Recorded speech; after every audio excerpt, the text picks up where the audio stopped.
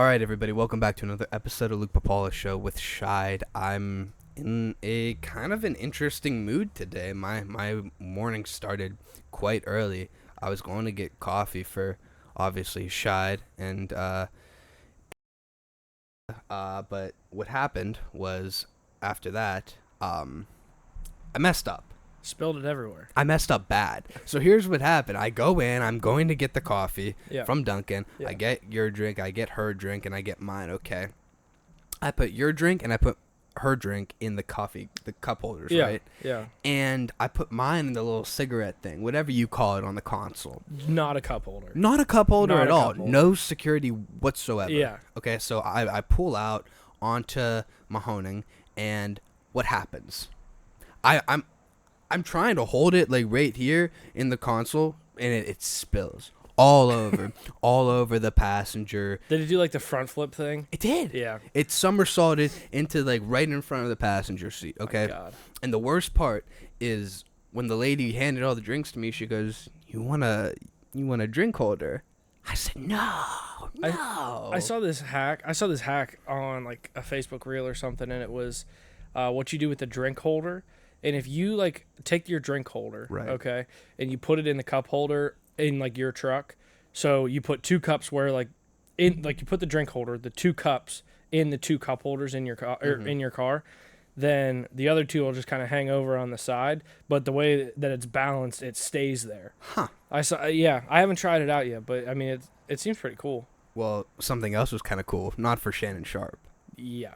but Shannon Sharpe got leaked. Yeah. Big Leaked. time. Big Absolutely leaked. How do we feel Leaked about and this? fired. I Leaked know. and fired. Leaked. Did he actually get fired? I don't know if that's true. I think that was NBA Central. Okay. Yeah. But we're not going to play the audio. But basically what happened was Shannon Sharpe, everybody knows Shannon Sharpe, Hall of Famer Big Unk. on the field. Yeah, Big Unk, Hall of Famer on the field. Yep. Hall of Famer in the sheets, too. Apparently. He got leaked, and the audio was really bad. We're not going to play the audio for you. We don't want to get reported. No. But- a lot of words. A lot of phrases. Yes, a lot of sounds. lot of gasps. If you haven't heard it, definitely go over to. Well, you don't definitely, but Yeah. I mean, if you want to hear it, it's pretty much all over X. So Yeah. I mean, and it was X-rated, too. it was X-rated, and She... it's probably on some porn sites, I'm sure. Yeah, she called him Sugar Shannon. That was one of the things. A lot of moans. Yeah. Yeah, bro. My brother was playing it for me, and he said, "Dude, look what just happened." Yeah, dude, it was so And- funny. And then all these clips that we're about to watch here, with him and Ocho, they were the funniest shit in the world. Like, at least I'm laughing about it. And then when he got serious about it, I mean, it is like, it does suck, you know, that you're put in a situation like that, whether or not it was planned. How he didn't know it was on Facebook Live or Instagram Live, I don't know. But you got something pulled up here. But like, how do you not know? You know what I mean? But that's the thing too. It's It's like the way that he threw it and everything. Unless he was like on, I don't know. He must have been scrolling Instagram before he made his move or something like that. I really don't know. But also like, if you didn't, it looks like he threw it on the bed, and the clip lasted for I don't know how long. So I don't know how long Big Unc was fucking for. But I think it was like 5 or 6 minutes. yeah, it was rough. But here's Shannon Sharpe talking about how he had a leaked sex tape essentially out on his podcast, which is called Nightcap with Ocho Cinco. Not staged. Came in, I threw my phone on the bed, gazed in an activity. I did not know IG Live. I've never been on IG Live. I've never turned IG Live on. So I don't know how it works.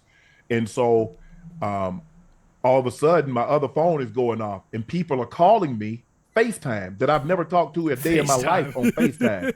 And it didn't, I'm like, why are y'all calling me FaceTime?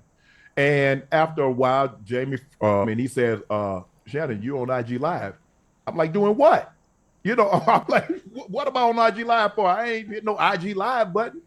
He says, on IG Live for? I ain't hit no IG Live button. He says, they can hear. I'm like, so now, Ocho, you know, I say ask for patience. He said they can hear. And now I'm starting to get agitated again because you called me and say I'm on IG Live when I know I didn't click myself on IG Live. And he said they can hear me. I said, hear me doing what? He said, it sounds like you were having sex.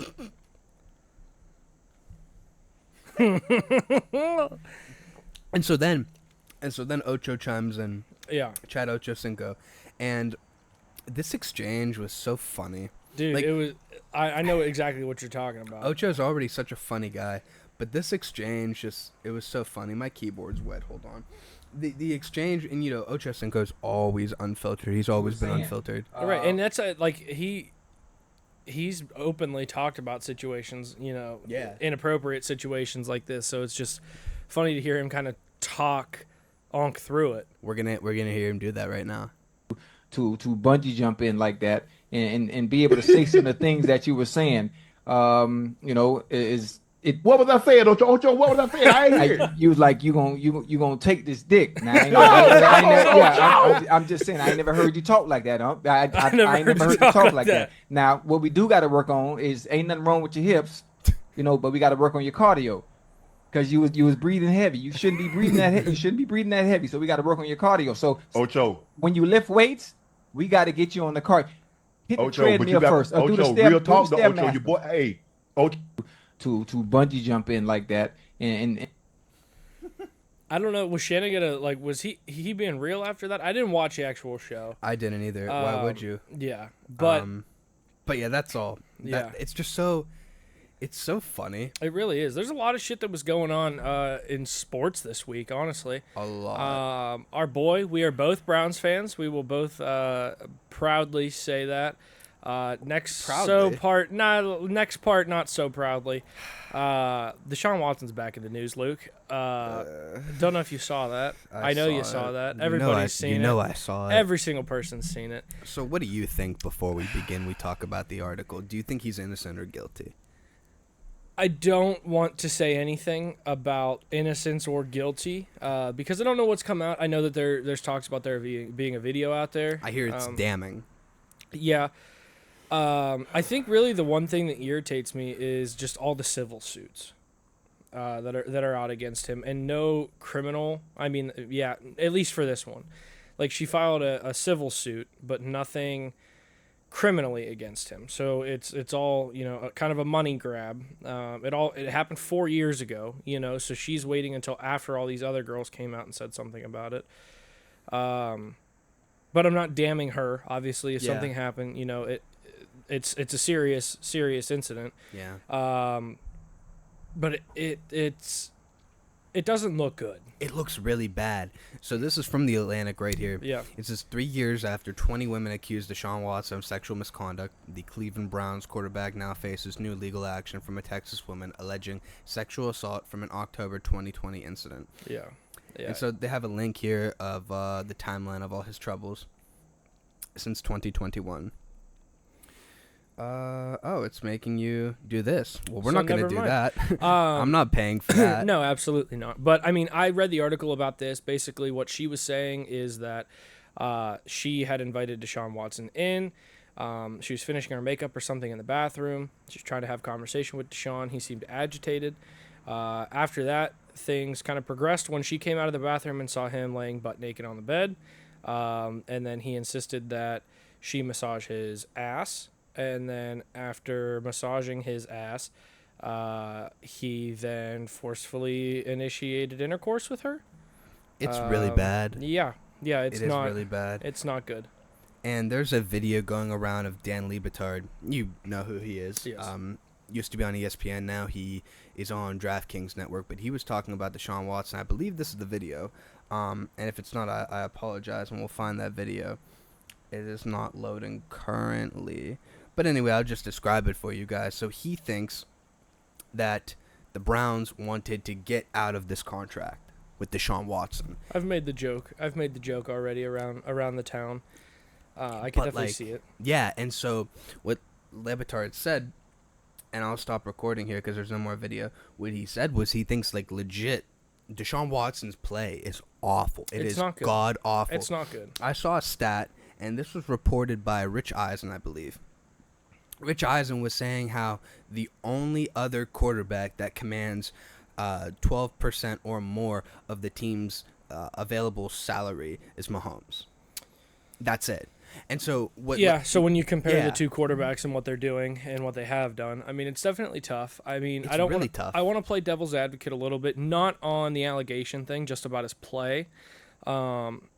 Obviously, we're playing with a not 100% healthy offensive line. our main running back, Nick Chubb's going to be out until week 5. And on top of that, Watson's dad did die the night before game 1. So there's a lot of things going in there that it's just like I wish he had a clean slate. He's got the media constantly around him, whether it's the allegations that are serious, or just people following him because his contract is so high. He runs into situations that are definitely going to make it a mental battle on the field more than an actual physical battle. So here's the theory that was floated by Dan Le Batard. He says the number of people who would defend this behavior if they think their quarterback is good, and then the strategic leaking of stuff that makes you wonder, are they trying to get out from under the contract? It's pretty gross. Continuing on, the finances of this are so cold and awful that you're like, oh, the Browns are going to try and see if they can sneak away from everything there when they shouldn't be able to. Of course, they traded and signed for Deshaun Watson, setting a record-setting 5-year, $230 million fully guaranteed contract in 2022. A dumbass decision. Awful. They are undoubtedly having buyer's remorse as he's fallen apart as a player, and cutting Watson is nearly a non-option. The Browns could still owe him $92 million in guaranteed money while also sitting on a dead money cap charge of $172.77 million. Continuing on, Pro Football Talk, which initially broke the lawsuit story, reported on specific language in Watson's deal. This is very interesting. Yeah, it is. That would put the remainder of his contract in jeopardy if he did not previously disclose the specific claim before signing. Right. They said right here, here's the full language of paragraph 42. Mike Florio wrote, player hereby represents and warrants, except as otherwise disclosed in club or to club in writing, as of the date hereof, that one player has not been charged with, indicted for, convicted of, or pled nolo contendere, to any felony and or misdemeanor, involving fraud or moral turpitude. 2. Player has not engaged in conduct which could subject him to a charge, indictment, or conviction of any such offense. 3. No circumstances exist that would prevent players' continuing availability to the club for duration of this contract. If Watson did not previously disclose the new case to the Browns in writing before signing the deal, they could potentially look to get out of the contract. So it looks pretty damning. Holy hell. Especially with whatever comes down the pipe with this. As a Browns fan, I'm not going to lie. I'm not a Watson apologist. I'm really not. My brother is a Deshaun Watson apologist. Yeah. To a fault. And I would be okay with this happening if this is true. I've always said, bro, 20 or 27, however many it is. Yeah. Maybe there's 1 or 2 that are lying, but 20, you can't tell me that 20 are all lies and they just made this up out of nowhere. Right. Here's what I said. Patrick Mahomes, you don't see this happening with Patrick Mahomes. Patrick Mahomes doesn't even put himself in these situations, okay? He won't even pick a political candidate. Exactly, and we'll be talking about that later, but he's only been with one girl his entire life, his wife. Yeah. He does not put himself in these situations, okay? Same thing with LeBron. You never see things come about. You see stories, but you never see anything like this come out about LeBron.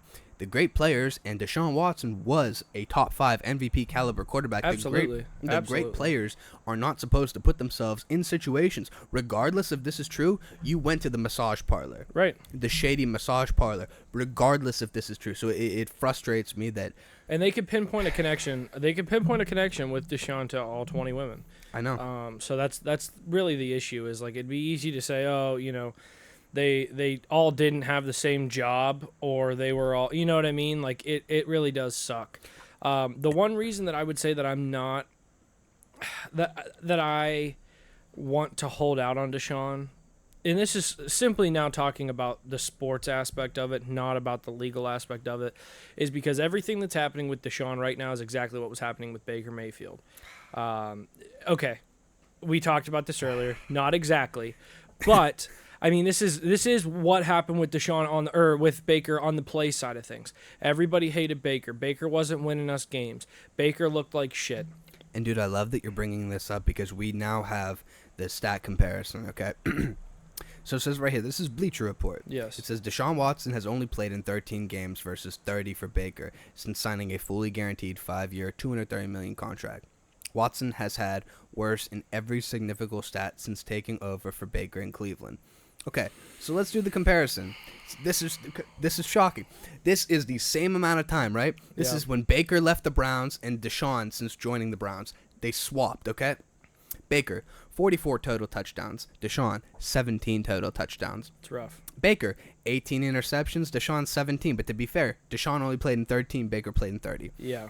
Okay. 11 interceptions in 13 games. Think about that. That's not good. Not at all. Pass yards. Baker, 6,496. Okay, almost 6,500. Deshaun, about 2,400. A little bit under 2,400. About Okay. 14 yards shy. Exactly. Okay, passer rating. Baker, 90.9. Passer rating. Deshaun, 78.1. Completion percentage. Baker, 63.3. Deshaun, 59.1. Excuse me. Record in playoffs. Baker's 1-1. Deshaun has not been there for a playoff game, even though they made it last year. And so it's very frustrating, man. It is. It's very frustrating. You see McNeil has this meme. Yeah. This is a great meme. But it's just so frustrating, man, because you're never supposed to do this. Right. They did what nobody else did. They gave him guaranteed money. Exactly. And you should never and do that. A shit ton of it. It's not even like we're talking, a couple million. Like, we gave him a shit ton of How the hell are you guaranteed gonna? money. How the hell does this happen too? Like, your character, and I get the Browns Yeah. have never had great ownership, and I think the ownership is better now. It is. And the management too. I think that Andrew Barry is a top 5 manager in the NFL, or GM in the NFL. I honestly do. I'm very happy with that. I love that they're talking about getting a new stadium, and I hope they do it. But bro, how morally? And I get Jimmy Haslam probably does not have any morals. He's a billionaire for He's Christ's probably sakes. the one who put this last girl up to it. But like, honestly, that's a conspiracy. Yeah. But like, how are you gonna give somebody all that guaranteed money Right. with all that baggage, and he wasn't even proven? He hadn't played for a year. There was all that controversy surrounding him not playing for the Texans and all that. I just don't get it. And you see the picks that the Browns traded. You see the pick that could have been C.J. Stroud, and now he's a top 5 NFL quarterback at least. And it's just so sad. It is. It is sad. I mean, there's really not more we could say about it. There's not more. It's sad. It's frustrating. It's Sunday though. Jags at 1:00, I believe. Yeah. So at the end of the day, it's week in and week out, and if we're going to be in a situation where our quarterback is week to week due to legal issues or whatever the case may be, at least he's not week to week with blown off head. And I want to talk about this because this is very sad. I feel very strongly about this. I actually watched this game. I was watching this game live. Mm-hmm. And as soon as this happened, I knew what it would mean. And so we're talking about Tua Tagovailoa, obviously. What are your thoughts before we play this clip? I think we'll preface this by this is not his first, nor his second, nor his third concussion. This is his fourth in 3 years. Yes. He also had a concussion last year that saw him out for A couple games. games. I don't know how many, but he I played forget very exactly. well. I forget exactly.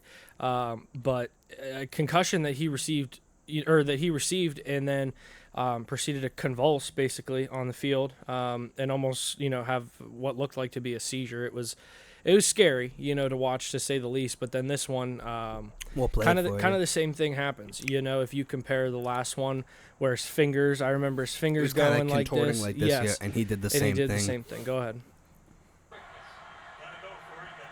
Also, just want to point out that Damar Hamlin's the one that hit him. Yeah. Fuck, man. And it's been said. Damn it! It's been said by every reporter. It's been said by everyone. Tua doesn't know how to fucking slide, man. It's the first thing you do is protect But yourself. you see him trying to protect himself. But it's not a slide. I He's know. 3 yards past the first down. Like, It's a you fall. got to figure shit out because he's diving forward. That is so frustrating. It though. is. And it's scary, too. Especially looking at that and, like, they're... You hate seeing this. The NFL, they teach the quarterbacks. I believe they have coaches from, like, the MLB. Yeah. Look at this, man. And what makes me sad, too, when talking about Tua, and especially now, I don't know anybody that doesn't love Tua Tagovailoa. I agree. I do not know anybody that doesn't love him. He is an outspoken Christian. I remember seeing a report where he was talking about on Sundays, he loves playing football, but it makes him sad because he can't go to church. Like, who's not going to like that guy? Yeah. You know what I mean? Yeah. Watching him in, like, interviews and just him as a leader. Not to mention, he's a great quarterback. He's a great when healthy. He's a great quarterback when healthy, and he wasn't having a good game. He had 3 picks. Yeah, it was a rough game. The Bills are a rough team. These guys always play. It's always a shootout when they play. You know, the Bills and Dolphins, they both bring the energy to this game. I think it's become like a newfound. It's a division game. And it's a newfound respect for football every time I see these guys play. It just makes newfound respect for the NFL. It makes me so sad. Yeah, absolutely, it does. It does, and it's sad. And I don't even know who their backup quarterback's going to be. It's that white guy. Yeah, I don't know his name. Of course, nobody does. I think the Dolphins are going to be under a lot of scrutiny if Tua does come back. Mostly because we're sitting in a situation where. CTE is a very high, talk, and concussions and everything like that. I think that the Dolphins organization, if Tua was to come back, are going to get looked at kind of sideways. They've always been under investigation, though. They had after last year. Yeah, well, then even after how they handled Brian Flores' firing. Yeah, there was that investigation into racism and all that. Yeah, but then there was reports came out that he was like shit talking to us, saying like, you can't do this, you can't do that, you're not a good player, and that's not how you lead. Right, it all comes out. So I don't know, but this is something that I thought was really interesting, kind of telling for ESPN. To get me triggered. So there was a lady, and we won't talk about this much before we play it, but there was a lady on ESPN. They're talking about Tua's injury, and then she kind of makes it about herself as a marginalized black woman who's a mother. Take a look, guys, because this just pisses me off. It was very obnoxious, to say the least. We'll play it for you. I sit up there and I go to work every day, and I'm not a football player, but when I go to work every day, there are sacrifices that I make as a father all the time. I'm not around my daughters as much as I would like to be. I'm not with my family as much as I would like to be. Sometimes they resent it and what have you. I don't care. And you know why I don't care? Because I grew up starving. And as a result of that, anything that I do to ensure the well-being of my family moving forward, even in the event that I'm not around, as selfish as that may be, I'm willing to do it because I knew what it was like to grow up with nothing. These football players make those decisions every single day as men. Provide, protect. That's our number one priority. That's how most of us think. And that plays a role into the kind of decisions men make, even when they're deemed selfish, foolish, ill-advised, or whatever. It comes with it when you're a man. Listen, as someone who is a woman who has 2 scars that go... Way to fucking make it about you, lady. Off rip. Off rip. From hip to hip, because I've had 2 C-sections in an effort to provide for my family and create a family for my family. I understand sacrifice. A black woman in... First of all, look at this bitch. She has so much makeup on. She doesn't even look black. She wishes she could be white, but she's not. Oh, God. In this country, whose mortality rates are incredibly high, I understand making sacrifices and trying to mitigate risk when it... The conversation and the topic is about Tua Tagovailoa and his and head injuries. Why he continues to go back on the field so he can provide for not only his family, but also to do the thing he loves. And we are not talking about childbirth. And I think on top of that, too, it's not even just the childbirth topic. It's the fact that she brought up that she was, a black woman. Not in this video. Yes, she did. Not in this. She doesn't look black in this video. Yeah, okay. Look at all that face paint that she has, looking like a damn clown. But at the hell out of here. But that's what I'm saying though. Well, that's not what I was saying. But she said as a black woman, whatever. Like can white women not get pregnant? I guess they can. Can white women not get pregnant? I guess they can. I must have missed that part. She just made it about race. This lady always makes it about race. I like to watch ESPN, and she's not that bad, but in this particular scenario, awful. We're talking about head injuries. The video is like a little bit over halfway. Let's see what she has to say. Comes to your family, expanding your family and protecting your family, all I am simply imploring is that anyone in Tua's corner, someone that truly believes and loves Tua, is having a real conversation with him right now about what quality of life looks like. And we all face an existential crisis at some point in our lives. You host a podcast called The Pivot, and okay, that's not an existential crisis at all. all of us at some point have got to make a turn from the thing that we were defined for our entire lives. If we are surrounded by people that love us and can help us get to the conclusion that there is life after this, as dark and troublesome as it may be, as much as you sacrifice to get here, I'm just hoping someone, it ain't me, I got no dog in this fight, and Really? It looks like she's trying to have a dog in the fight. Yeah. Listen, she's saying we have to turn away from what defines us. Nobody was defining you as a black woman who's a mom. You brought that upon yourself. Right, and I think it was brought on by Stephen A. Smith talking about the. But he wasn't talking about being black. No, he wasn't. It was not a race thing but at all. He also did say, about being a man. But I also think that black women enjoy saying the term black woman. To marginalize it. I mean, not enjoy saying the term, but to I mean, I called her out for wanting to look white, so why Yeah, am I it's pretty trying not? rough. Why am I trying not to offend? But like, you get what I'm saying? Yeah. Like when we get into like the liberal media and everything like that, like it's all marginalized as the black women community or the black community. It's like, no, it has nothing to do with your skin color unless she's talking about I think she said something about the mortality rate of black women during childbirth or something along those lines. But again, at the end of the day, you're reporting on Tua Tagovailoa on ESPN. Like it was an unnecessary clip. I agreed with her the way that we wrapped up the second half of this clip. How she said that the people in his corner and that love him, are going to be there for him and whatever, and they need to be there for him, and he might need to pivot away from something. But I mean, honestly, the first half was very annoying. Yeah. The first half was very annoying. Speaking, Luke, of annoying black women.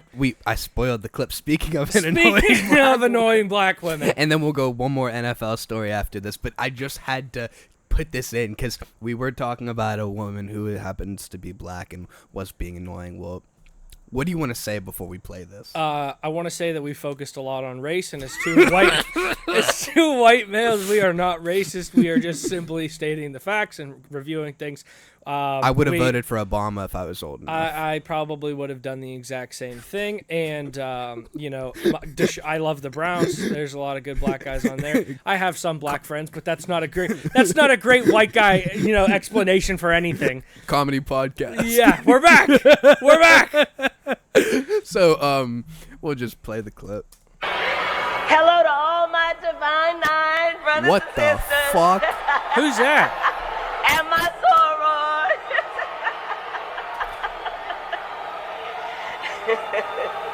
And to all my HBCU brothers and sisters.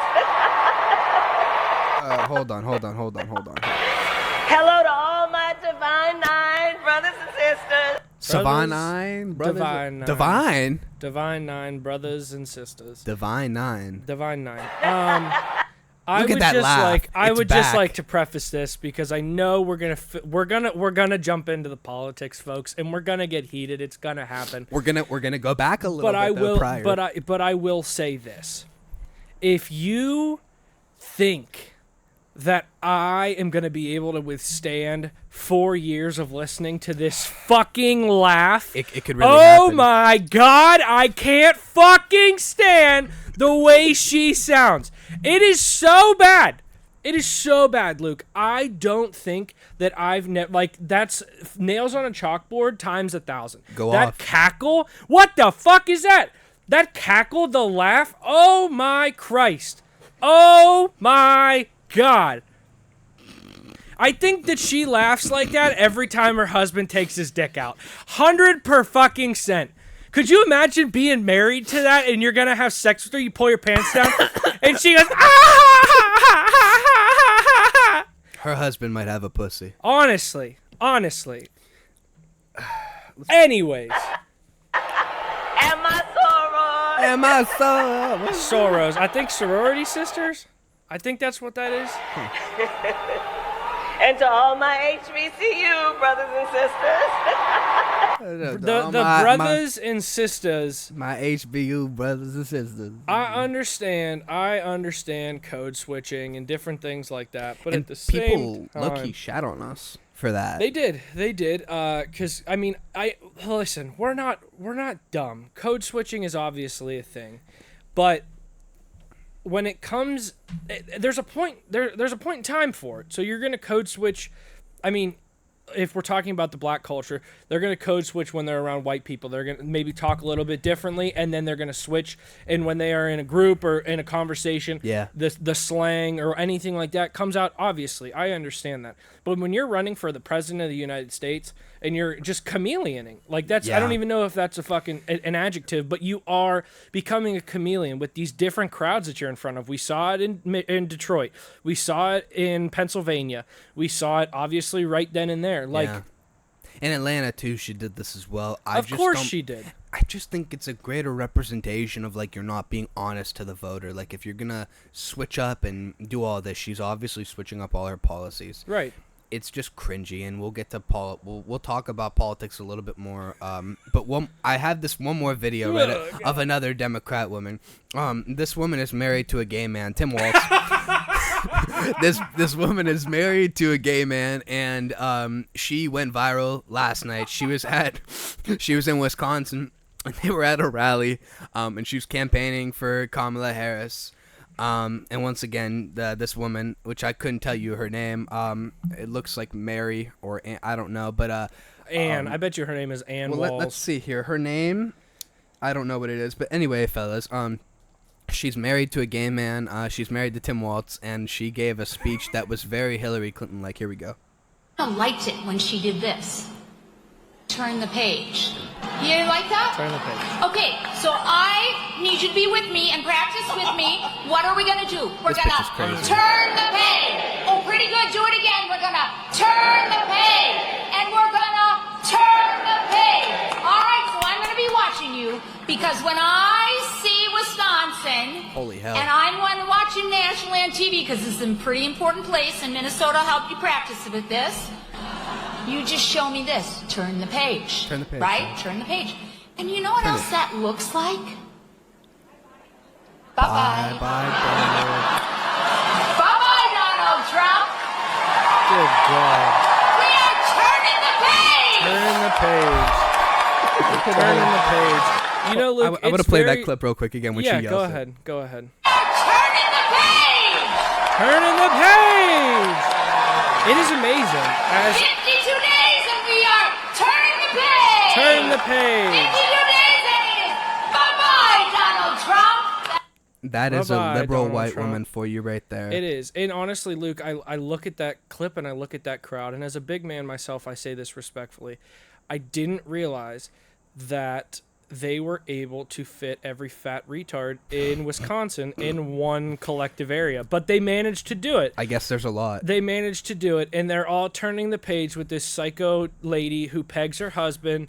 By the way, like, go ahead. I'm sorry to interrupt. No, it's fine. But it's very weird to see her do that because, like you said, she reminded me a lot of Hillary Clinton there. In that, she but really did. Weaker. Well, yeah, and dumber. Hillary was stronger. She was. And her husband had backbone. Yes. Her husband had a lot of backbone. Her husband cheated on her as well, too. He had a lot of bone in general. Yes, so he cheated on her, and she stayed with him, which is very good. And I think that is why that she's so comfortable getting up there and turning the page, is because she doesn't have to worry about her gay husband ever cheating on her. Hillary had to go out and defend herself. As this poor lady, she's more or less worried that Tim Walz doesn't sniff his son's underwear. I just feel like the Democratic Party now, like if you compare Hillary to Kamala or Hillary to this bitch, she is way more likable. But anyway, this lady, the wife of Tim Walz, who once again is a gay man, was on video, and we don't have it pulled up here, but this is the woman during the Minneapolis riots, the George Floyd riots of 2020. It was mostly peaceful. It was very peaceful. It was the summer of love. The city was on fire. The summer of love, Luke. The city was on fire. And this lady, you know what she did? She was interviewed about it. What did she do? And they expected her to say, oh, terrible, we just want peace in the city. She said, I opened the windows so I could smell the burning tires. And I thought, what a touchstone. That's a quote. That's a quote. Can I pull this up real quick? Go ahead. Take time. I'll riff on that. Can you riff for like a minute? I'll riff on that. It's the fact It's the fact that I just said that we are having every dullard in Wisconsin in one area, and they're led by the dumbest human being possibly of all time. This lady is a fucking moron. By the way, she's a psychopath. By the way, it looks like she was on Ozempic since 2020. She does look good. I mean, not in this photo. Well, in this no, video. I mean, I'm saying now compared to this, she does look good. But here's the video in question. Those first days, when there were riots, I could smell the burning tires. And that was a very real thing. And I kept the windows open for as long as I could because I felt like that was such a touchstone of what was happening. What the? There it is. She kept peaceful. She kept the windows. This is a touchstone. This is what a peaceful protest looks like, Look ladies at this. and gentlemen. The city was on fire. I would say. But don't worry, Luke, because she was sitting there in her $3.2 million house drinking tea on her back patio, just inhaling the tire smell. Guys, we're inhaling the tire smell. Do it with me. Do it with me. Come on, do it with me. Turn the page. We're gonna turn the page. Speaking of turning the page, 9/11 is not just important to us Americans, it's also important to the Panthers fans. We have one more political topic to cover before we get into politics. Because that was an oxymoron. Now, because I know we're both going to get very fired up, I have sat up at this point in time. Oh, Lord. The Panthers. The Panthers. The Panthers, you could buy a ticket for under $2 to a Panthers game. They're like a minor league team. They are a minor league team within the NFL. Whoever does lose to them becomes a bigger laughingstock of the NFL than the Browns and Deshaun Watson combined. Yeah. Because the Panthers are just that bad. So they posted this 9/11 thing. A graphic, okay. the Carolina Panthers posted a picture on their Instagram. It was never forget. It was the American flag across the field for national anthem before the first game, and the caption was "Never forget." And then the comments were really bad from Panthers fans. I'm gonna read a couple. I'm gonna read all of them actually. So here are all the comments underneath the Panthers Instagram post honoring 9/11, the victims. This post is still not safe. Every Sunday feels like I'm reliving 9/11. Sir, a second Saints wide receiver has hit the end zone. That's my favorite one. Our towers have been collapsing since 2017. Never forget 9/8. This team makes me wish I was on those planes. This guy goes, no way y'all left the comments on for this one. It continues. I won't forget how bad the Saints did us week 1. Our 9/11 is every Sunday. Saddam Hussein would have been a better defensive coordinator. Oh, man. R.I.P. to all the lives that were lost, but please, let's play like we have common sense this Sunday. Oh, Never man. forget 1047. Our situation is worser than theirs. I think it's just worse, and you can spell it THAN. I'll never forget Bryce Young's first play this season either. I'll never forget when we was a good team. Oh, it's just very, very, very funny. I mean, they birthed Christian McCaffrey. They did. Think about that. Luke, They birthed Luke Kuechly too. They birthed Luke Kuechly. They had a good team Cam at one Newton. point in time. Cam Newton. It was a good, strong roster. So it's very funny to see how shit they've become. Anyways, we covered our sports, Luke. Let me have it. Okay, so hold on. What do you want to go to here? We have the slate, which nobody can see. It's just the two of us. You want to talk about that interview or which one? The debate recap first? Yeah, let's get into the debate. All right. Well, yeah, we had a presidential debate. I know you guys all forgot about it because it was 6 days ago at this point. Yes. But we had a presidential debate, and yeah, it was rigged. It was 3-on-1. Trump did awful, though. Trump did freaking awful, in my opinion. He did awful. He lost his cool a bunch. And there's conspiracies, about the earrings. Yeah, I mean, there's conspiracies about everything, like you said. There's that. There's the 3-on-1. There's the zero fact checks from ABC's side against Kamala. Lindsey Davis has since then come out and said that she just wanted to let the didn't want his statements to hang there because there was no pushback on him. By the way, during the first presidential interview or debate, a cunt. She is a cunt. Yes. Mm-hmm. But like I was saying, Lindsay Davis came out, said that she wanted to fact check Trump, and they wanted to fact check Trump because he was not fact checked during the first presidential debate. Gee, I wonder why. He was, debating a decaying man on stage. It was very unfortunate to see. However, since then, if you scroll Twitter or if you just have common sense or anything like that, you'll be able to see that Kamala Harris lied on multiple things. First, she said that she was never against fracking. Here she was back in 2019 saying it would be one of the first things that she did in office. That's right. She then also sat on stage saying that her and confirmed gay man Tim Walz are gun owners, but he is so gay, in fact, that he supports her. They are going to ban assault rifles. That will be one of the first things that they do in office. She did post something on X about that. But Tim Walz will save one for his asshole. Yes, he will. And his son, possible school shooter. Oh, gosh. Anyways, so... we're just going to talk about the... Go ahead, I'm sorry. No, you're fine. It's just, it was a very hot topic. Everything happened. They want to call it a meltdown. And they want to say, all these things that, that just got under Trump's skin. That's all Kamala Harris was doing. And then on top of that, confirmed gay man Tim Walz.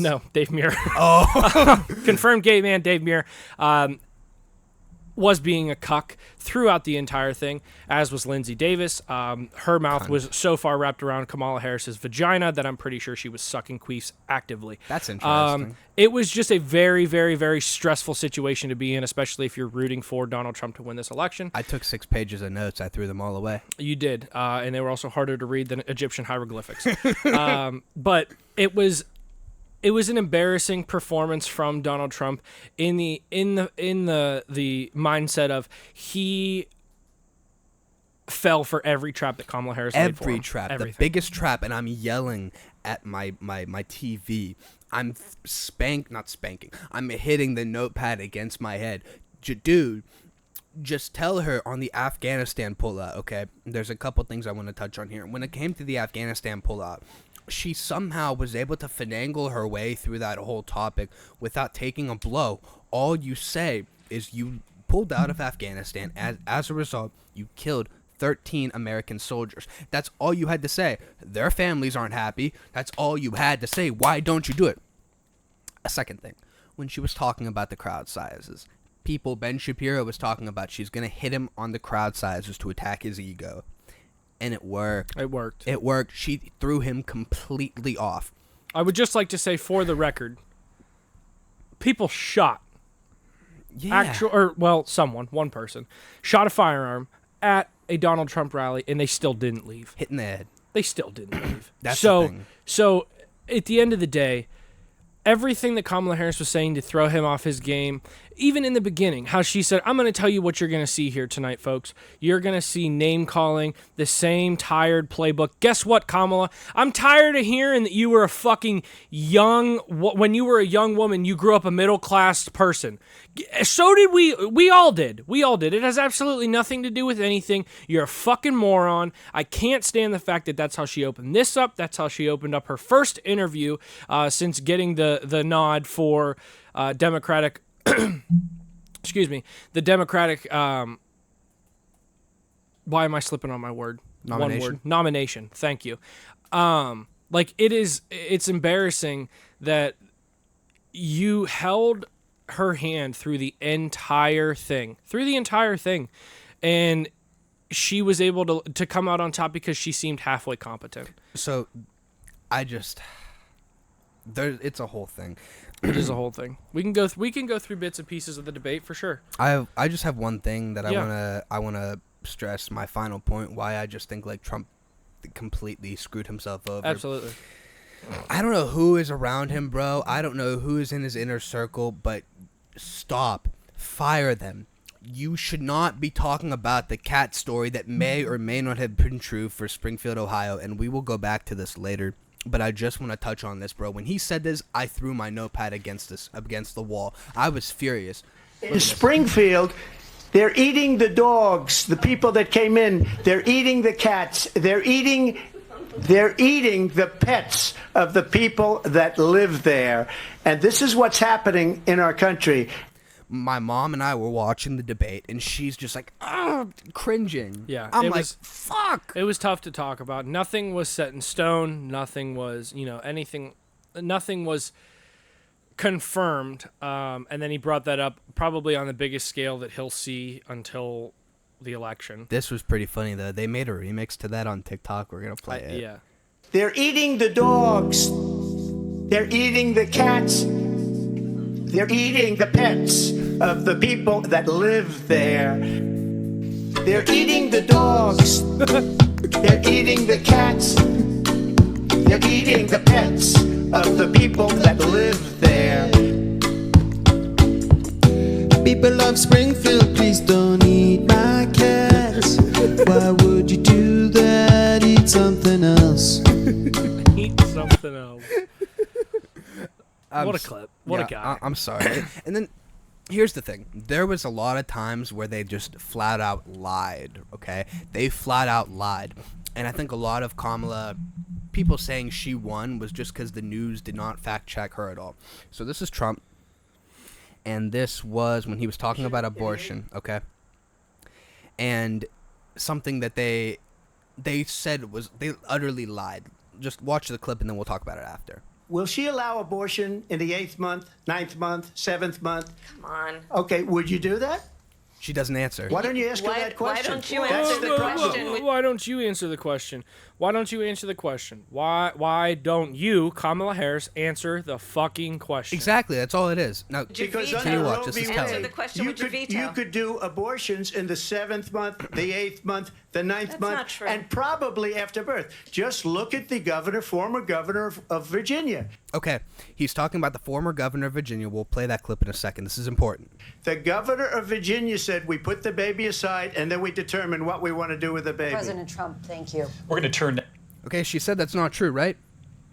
She said that's not true with That's the what she governor of said. Virginia. Well, look at this. We have the former governor of Virginia right here. What's he going to say? Here we go. Yesterday, when Fairfax County Delegate Kathy Tran made her case for lifting restrictions on third trimester abortions, as well as other restrictions now in place.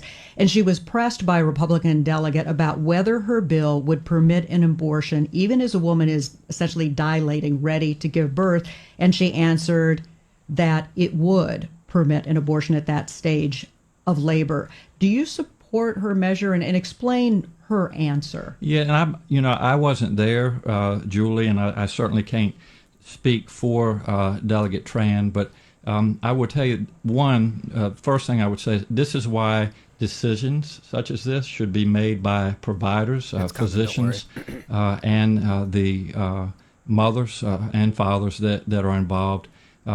There are, when we talk about third trimester abortions, these are done with the consent of obviously the mother, with the consent of the physicians, more than one physician, by the way. And it's done in cases where there may be severe deformities, there may be a fetus that's non-viable. So in this particular example, if a mother is in labor, I can tell you exactly what would happen. The infant would be delivered. The infant would be kept comfortable. The infant would be resuscitated if that's what the mother and the family desired. And then a discussion would ensue between the physicians and the mother. So I think this was really blown out of proportion. But again, we want the government not to be involved in these types of Isn't that weird? He says it was blown out of proportion. He's talking about kids with maybe disabilities or Deformities. Excuse me. Well, disabilities, yes. Yeah. But kids with deformities, you'd have the child, you keep them comfortable, and then you would decide what the hell. That's exactly what Trump said. And the fact that they said, and I know it wasn't on the clip, but the fact that Lindsey Davis said President Trump, abortion after birth is not legal in the United States, when obviously he's talking about it right there, regardless if there's consent or not. If a baby is born and you just leave it off to the side and keep it comfortable, that is the most evil thing. It's child sacrifice. Not only that, he did mention resuscitating the baby just to put it aside and have a conversation. Yes, bro, and I think resuscitating a baby to possibly then kill it. That is exactly what the former governor of Virginia said. That is exactly what he said to a T right there. And listen, I don't want to label myself pro-life or pro-choice. I certainly wouldn't want to make the decision for anybody. But the fact that there's women in this country that use abortion for birth control, just like, oh, I've had 18 abortions, whatever. I don't think that's right. But at the same time, no. I don't think a rape victim, especially a child, should be forced to carry that child. Or when it comes to incest or anything like that, life of the mother as well. No. If you have a mother with multiple children and she's in labor and say she has to make that decision, it's either her or the baby, well, the children need a mother, you know what I mean? It's just really tragic, and I think the majority of Americans feel that they're in the middle, you know what I mean? I think that's the big issue, Luke, and I think you hit it on the head there, is you have far right and far left, and there's no middle ground when it comes to abortion, and that's what sucks, is and the thing is the far right side isn't even, it's not Trump, it is, I will say this until I'm blue in the face. Trump does not have an abortion ban. No. But the fact that the left continues to call it the Trump abortion ban is the biggest crock of shit that I've ever heard. Well, it's what Charlemagne the God said. And Charlemagne the God is about dumber than a sack of fucking potatoes. No. What I'm saying is, and I agree on a lot of the points, but he said, why would you say the truth when the lie is 10 times better? Or something like that. Why it's more entertaining. Exactly. It's just very frustrating, man. And so that's not only one of the times that Kamala lied. Trump also talked about when Kamala said that she was going to use taxpayer money to fund trans surgeries for migrants. I would just like to apologize for calling Charlemagne the God a sack of shit, even though him and Andrew Schultz were saying some things that were irritating me throughout the week. He's got a lot of interesting opinions, but I like him overall, man. I really do.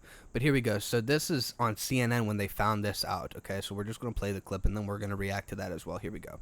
So in 2019, in what K-File found, she said she would cut funding to ICE, writing, quote, "Our immigrant detention system is out of control, and I believe we must end the unfair incarceration of thousands of individuals, families, and children. I was one of the first senators after President Trump was elected to advocate for a decrease in funding to ICE." By the way, real quick, we're just going to pause it. She also said in the debate that ICE endorsed her, which is not true. No, it is not. Well, now, of course, she's touting the Biden administration's executive order to crack down on the border. K-File's Andrew Kaczynski joins me now. Andrew, that's pretty incredible on its own when you're talking about what you found here on ICE. What else did you find? Yeah, and this was a questionnaire that she filled out for the ACLU, and this questionnaire is really an interesting snapshot in time of that 2019 Democratic primary. Kamala Harris was trying to get to the left of Bernie Sanders. She was trying to get to the left of Elizabeth Warren, and you really see that in a lot of these answers, and I want to walk our viewers through a little bit of what she said. Let's just take immigration and look at what she said here. She said on immigration, she made this open-ended pledge to end immigrant detention. She said she supported taxpayer-funded gender transition surgeries for detained migrants. She also said she supported taxpayer-funded gender transition surgeries for detained migrants. She actually said she supported that. She both wrote and answered in the affirmative when she was asked this. Oh. And she said, bro, even CNN was like, what the fuck are you doing? Yeah. And so Trump talked about this, and she denied it. She's like, oh, come on. You saw that on the news. That's not true. That's not what I'm doing now. You don't know what you're talking about. You didn't remember it correctly. Because she said, so these are the Harris 2019 campaign positions, okay? It's here, CNN. You can clip it. This is everything that she wanted to do in 2019, okay? 1, 2, 3, 4, 5. That's 5 things that she wanted to do just for illegal immigrants, okay? But she has since come out with her campaign positions for 2024. And what are they? Like Trump said, they're 4 positions, like Trump famously said. Mm-hmm. Like run, spot, run. Mm-hmm. Like this is everything that she's doing for illegal immigrants. But I just think Democrats forget that you live here too. You live here too. And there's nothing that Kamala Harris and confirmed gay man Tim Walz want to do for a United States citizen. They want to do fucking nothing for him. A middle-class citizen, they want to give you $6,000 for the first year of your newborn's life. They want to give first-time homebuyers $25,000. Where the fuck is the money coming from? Where's the money coming from? If it was that easy to just hand out money to people, then where the fuck is it? How come they haven't relieved the student loans? If it's that easy to just lend the money out. Lend the money out, Kamala. Why is she the first person to ever come up with this idea to just give American citizens money? Well, it doesn't make any fucking sense. Well, here's from their perspective, and this is kind of a conspiracy, and we haven't talked about many conspiracies on this show since we restarted. But I think it's very important that we realize our whole economy, not based on jobs, but our currency, is a scam. I've learned this recently, and I don't know to the full extent, but I'll try to best articulate it the best way I can. Why do you think that we send so much money overseas? Not just to Ukraine for the war, not just to Israel, but like Iran, say. Or I don't even know if we've sent money to Iran, but Middle Eastern countries. Why do you think this is? I mean, I would have no idea. I don't know why we would be sending money to them. This is so these foreign countries can use our currency and keep it powerful, keep it the number one circulation currency. Because think about it, if you give 12 million to, say, I don't know, the United Arab Emirates, now they have an excuse to go buy an infinity pool and go buy all these different things, go to America, spend the money, and keep the U.S. dollar in circulation. You saw a couple months ago, I think it was actually Saudi Arabia, they removed the petrodollar from their reserve currency. And this is a huge deal because our currency revolves around other people using it. If people stop using our currency, then the Ponzi scheme fails. And so the problem is our workforce now, as it is decreasing. Why is this the case? Because number one, the baby boomers are dying off, and they're the biggest population, biggest generation. Okay. Number two, we are not making enough humans to replace the population that's dying. You need at least 2 children per household. I think the number right now is at 1.6, which is huge. So the fact that we do not have a population that's replacing this aging population is a huge factor. Now look at the economy. You're going to have a lot of open jobs that aren't going to be able to be utilized, right? Your economy is going to crumble and it's going to shrink, collapse drastically. So this is why they're importing the third world into our country. Correct. Everything is collapsing. So if you're going to give these people money, you're going to continue to circulate the money and thus repeat the Ponzi scheme. This is the issue. And so with country, and I don't know if I articulated it good enough. I was listening to economists and I was listening to reporters talking about it all week, and it's just very frustrating that it's all a scheme. And the Federal Reserve, when you realize the Federal Reserve isn't even federal, it's not the government at all, it's like an independent thing. And like here in Ben Shapiro talk about it too, if you're gonna like raise interest rates and stuff like that, you can either raise it or lower it, but if you lower it, you're kind of gonna fuck everything. And I don't see a way that we get out of it, I'm not gonna lie.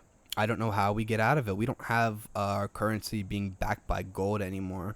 It's just money. And the fact that they printed 80% of the currency, 80% of the cash in the past 4 years or so, 3 years or so, it's ridiculous.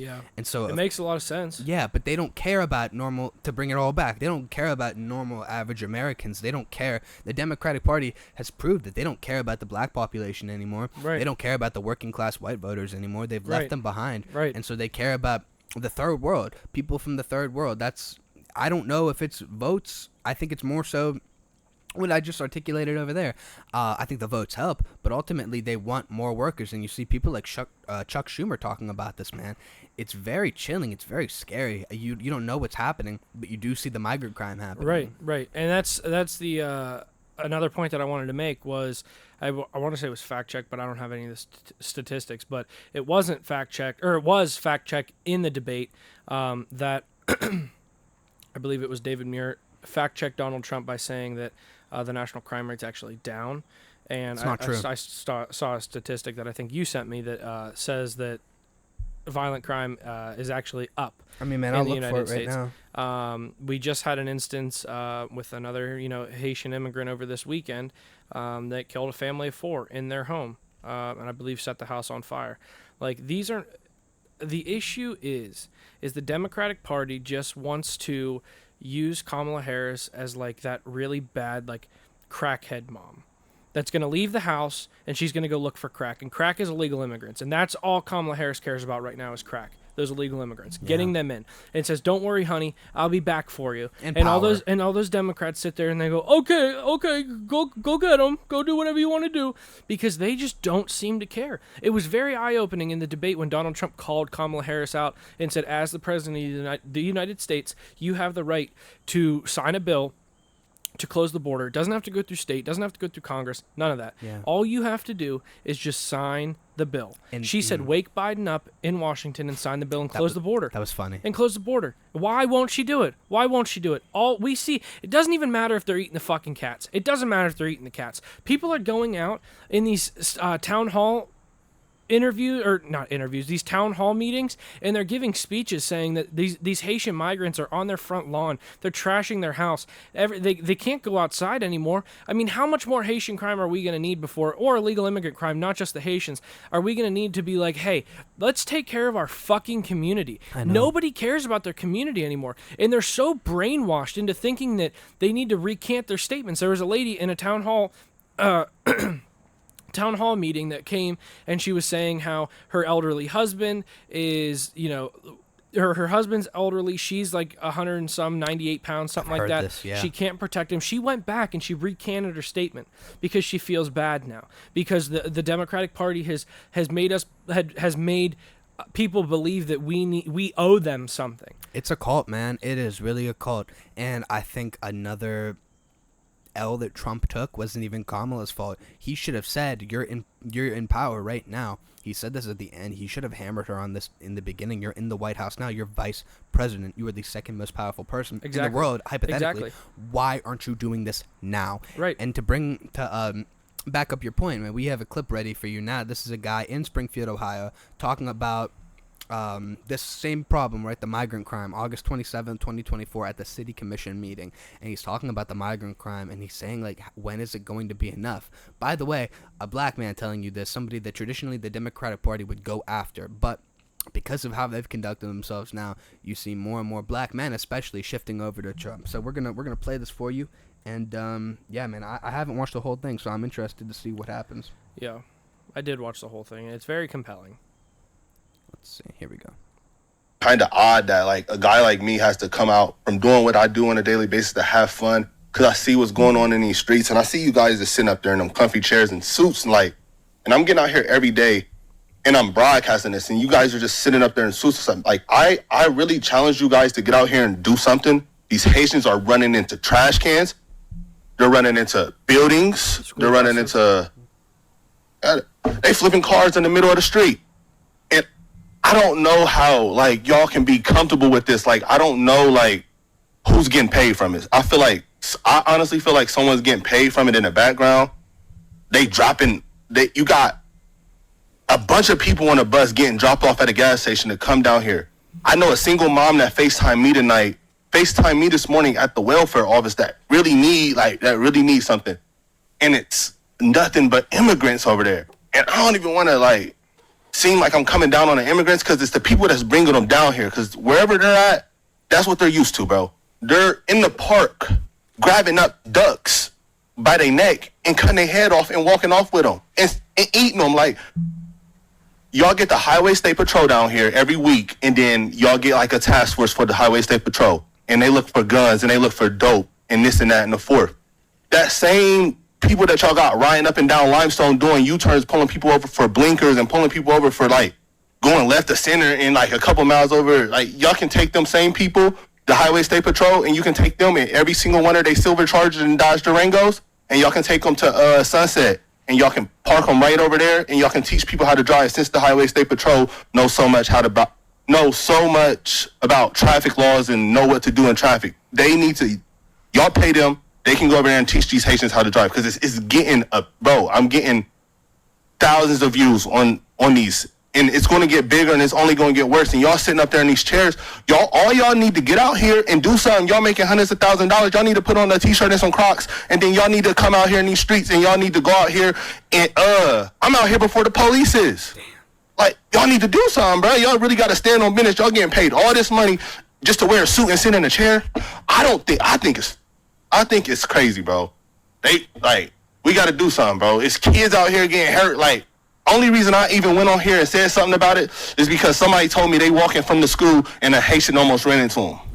And who is getting paid? Like, how much money is y'all really getting paid, like, to bring them over here? Like, I know it's deeper than them. I know that's where they come from, and that's what they do. That's their country. I don't know what they got going on over there, but they can't do that over here. And sorry, that was basically the full thing. I didn't want to reiterate, No, you're good. He was already I don't want to make a joke of it, but he hammered it home, that they are eating animals, ducks, snatching them up. The dogs, the cats, nothing is super confirmed. It's not a big you see the videos on Twitter and stuff like that. I don't want to bring them up here. No, absolutely not. But I do just want to point out that he did say if they are going to stay here, we have all these task forces, you can teach them how to drive. His biggest concern was if they're going to stay here, just make sure they take a fucking driving course. And that wasn't an anti-immigrant thing at all. He's saying, like, I understand this may be what goes on in their country, but the fact of the matter is it's not good for here. Right. And they have, I believe it's 20,000 Haitians in Springfield, Ohio, which is about 2 hours away from here, so it kind of hits home personally. Yeah. Springfield, Ohio had a population of 60,000, then they dropped the 20,000 Haitian migrants. And I just want to reiterate something, touch light or shed light on something. I went to Punta Cana last year and then this year. But last year, the way it is in the Dominican Republic, it's an island essentially, and it's split. I've been there. Exactly. Yeah. Very nice, right? But the Dominican Republic is split right there. So Haiti on one side, Dominican Republic on the other. And we went into the town of Santo Domingo. Took a tour. It was beautiful, but we toured a Catholic church there. It was really cool. It was really different. And the tour guide was talking about, in terms of religions in Dominican Republic, we're 70% Catholic, and then he just listed off all the other Christian denominations, and I don't even think there was any atheism, whatever. And he said Haiti, their main religion is voodoo. What? Yeah. First off, I'm thinking voodoo is a real thing. Yeah. Like, that's a real thing, bro. And then you see the videos of all the Haitian migrants in America eating cats, legit cats. I'm watching a cat be eaten open. This guy is eating the chest of this cat. I saw it. Legit. Drinking the blood. They do that's the voodooism, is they're drinking the blood of the cats, and they think it gives them some sort of superpower. But that's not fake. Regardless of what you think, though, that's what they believe. But why are we importing them here? I get the Hispanic people from, say, Mexico, okay, or Colombia or whatever. Granted, it's still the criminals, but at least it's kind of the same. It's a sense of society. It's a sense of being civil. And having in the way that we run our civilization, in the way that they run theirs. I mean, it's a completely different language. Number one. Yeah. So to think that allowing any sort of illegal immigrants in here that speak absolutely nothing, not a lick of English, where I would say the United States, everybody speaks English, like 90. Mostly, everybody speaks English. Yeah. Or at least if you're going to succeed in America, you need to know some sort of English. But you're just dropping off these migrants that don't know how to speak English. They also don't have anywhere to live. No, that's another problem. And they're just dropping them off. Joe Rogan talked about this in the Roosevelt Hotel in New York City, which was like this big uppity hotel. It was a historic hotel. Bro, it's not even a hotel anymore. They just house the migrants in there. Yeah, it's insane. It's insane to allow millions of people who believe like this, and they're not getting any training or any heads up of, hey, this is America. Hey, this is what's going on in America. Honestly, you're dropping off all these Haitians, and they probably do not even fucking know who Donald Trump or Kamala Harris are. And another thing that's very sad too is we're not anti-immigration. I'm all for immigration. Even legal. Yeah. Legal immigration. That is the key word. And everybody wants to harp on the illegal fact. It is legal versus illegal. Exactly. Like, my grandma is an immigrant from Poland. She was a refugee from Poland during the war, right? She came here legally. Obviously, it was a little bit easier to get here back then just because there wasn't that many people. On my mom's side, I know it's like 2 or 3 more generations back, but same thing. They came off the boats. The fact of the matter is we've all descended from immigrants, majority of us here in America. Yes. And this happening is diminishing the lives of not really us. I mean, the people that are experiencing the crime, yes. But in terms of the immigrants who like just got here legally a couple years ago, 5, 10, 15, maybe even 20 years ago, that's a slap in the face. That's a slap. They worked their dicks off. They worked their dicks off to get here and to provide for their family and to start a new life. And the fact that you're just going to import the third world illegally, mind you, but also to put a really bad stain on immigrants in this country. It's terrible, man. It is terrible. And I just don't think it's going to get anywhere good. I really don't. So I agree. You see go right ahead here, and talk about Mike DeWine, and then there was a clip that I wanted to bring up because you were saying how everything everybody here in America has ancestors that were from other places, and they're all legal immigrants. Again, keyword legal. Legal, yeah. But I wanted to bring up a clip. I don't know if you sent it. Have you seen the black girl talking about Target and all that? Okay, so you talk about this, and then I'm gonna send it to you. All right, bet. Yeah, just DM it. Yeah, bro. But okay, right here, right. We're looking at this, and anybody who's listening, the like 2 listeners that we have per week on Spotify or Apple, I apologize, man. Go watch this on YouTube. It's much better quality. Anyway, but in a response to this migrant crisis, this Haitian migrant crisis in Springfield, Ohio, our Governor Mike DeWine, who is an authoritarian dictator and a criminal, deployed state troopers and $2.5 million to Springfield amid the surge of the Haitian migrants.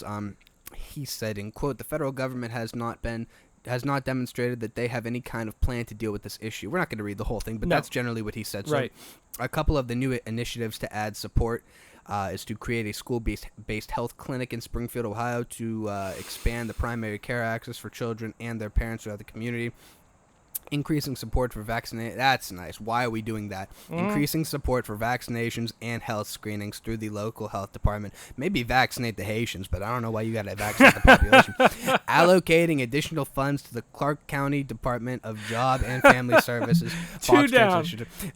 Just read 2 down, and we can be done with this whole thing. Dude, right there. I don't even. Okay, here we go. Providing driving simulated. Providing driving simulators and offering driver education classes targeted to the Haitian community. What the fuck are we doing? Can we just deport them? Right!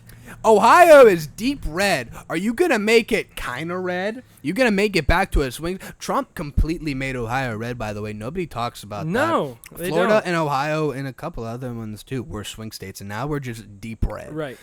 I thought this was going to be good. Yeah. I thought, like, the state troopers were going to deport him. Right. What a pussy. Fuck Mike DeWine. Fuck Mike DeWine. Like I said, he's an authoritarian dictator. So before you... Sorry, I didn't mean to cut you off. No, it's fine. Before you play this clip, I just want to say, when you were saying that we're all descendants of legal immigrants and all that stuff, I just wanted to say that if this lady here, if she deserves reparations paid for by companies and or Luke and I, then I deserve reparations for us letting all these immigrants in and tarnishing the name of our ancestors that came here legally. So go ahead and play this clip. I want your live, raw reaction to I would this. just like to finish my cheap shot of Mike DeWine Yeah, real quick. sure, Fuck sorry. that guy. Fuck Mike DeWine. Fuck Mike DeWine. I didn't vote for him. He's an authoritarian dictator who closed down churches, closed down schools, closed down small businesses, and as a result, a lot of them aren't functioning today, all because of a illness that is just as bad as the flu. Anyway, going on here, we're going to react to this, and yeah, I'm excited to watch it, man. Here we go. Going into Target, a multi-billion-dollar company, and stealing clothes, it's not a crime. You're resourceful. Not a crime? Hell Not no. a crime. You're resourceful as You're homeless. That's where we disagree, I think. You've been displaced. I mean, because you're white and I'm black, there's a whole nother socioeconomical piece that I have never had access to. So you can go into any single place and put your name on a piece of paper, apply for that job. You're not worried about if your name sounds too black. You're not worried about if when you show up, if you got to do something with your locks because it's inappropriate. Target enslaved my ancestors years ago. Target? Target. Target. I really want to break down every single system that has truly impoverished our community, enslaved us, taken money from our families, and then displaced us as if now we're the burden to this entire city that was once 40% black. Sure. But what did Target do, and at what point do we not uphold any values when we lead to... At what point do we not uphold Target? to then give back all of their funds that they can easily give back. But if we steal from Target, then we steal from CVS, then we steal from Walmart, then the Walmarts leave, and then all we have. But we built it. No, but then all we have are corner stores in Oakland when we run out all these large businesses, right? Our corner stores are mom and pop's own. They're black and brown owned. We don't steal from our corner stores. That's the crazy part. Security footage shows a man walking into Ideal Market in Oakland and seconds later ripping out the store's ATM. It happened around 10 p.m. Thursday night while the store was still open with an employee inside. We have ATMs for the neighborhood, for the customers that come here. But we could rock into okay, a let's corner take Walmart's in Chicago. Okay. They're gone. Why are they gone? Whose fault is that? People steal from Walmart. Why did Walmart come into an urban city already and displace thousands of black people in an area where we needed housing first? Once we have housing, you can sustain yourself from there on in. Walmart. She has no clue about anything. Holy piss. And these people vote. Stealing from Target is not a crime because Target enslaved my ancestors. Target enslaved my ancestors. Well, I think that that's a little nuts, personally. Do you remember when Target's mascot was that dog? Yes, I At do. what point in time, like Target enslaved my ancestors. That was a real quote from that lady. That should immediately discredit anything that she was going to continue on saying. That was one of the dumbest comments that I've ever heard in my life. They enslaved her ancestors. They dude. did. They Give did. her a little bit of respect. They did. She deserves reparations. I deserve reparations for having to watch that. That was insane. Yeah. All right, so do you want to focus on Kamala's interview or no? Or do you want to? I don't.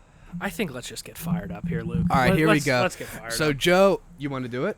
No, go ahead. All right. Go ahead. So, your show. You guys remember the current president? You Remember that guy? You might have forgot about him. But Joe Biden is still the president of the United States. Sorry, I'm kind of spazzing out here. This Getting is very excited. exciting. Somebody made a big endorsement a couple days ago, and I've been giddy about it. I don't know if this is either his dementia or what, but something really happened to Joe Biden over the past couple of months since he decided to drop out of the presidential election. And I'll just get to it. He endorsed Trump, and we're gonna react to it. Here we go. Presidential seal on it? You want to autograph it? Oh, sure, I'll autograph it. Huh? Yeah. You remember your name? Right, so I'll preface this real quick before we continue. This was at one of the 9/11 memorials. This is when the plane crashed in Pennsylvania. So they had an event.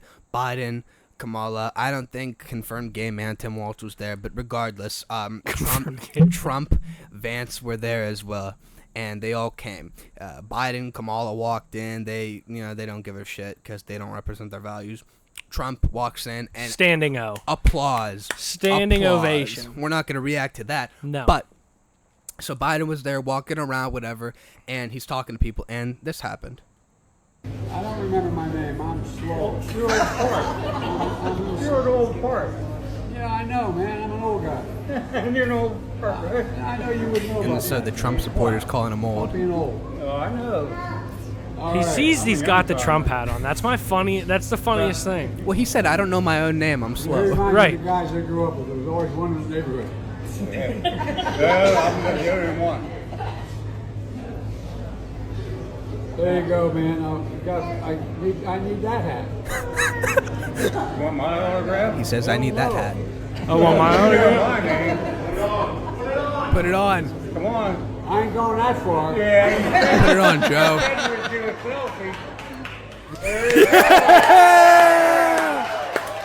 Listen to the cheer. Listen to the cheer, genuinely.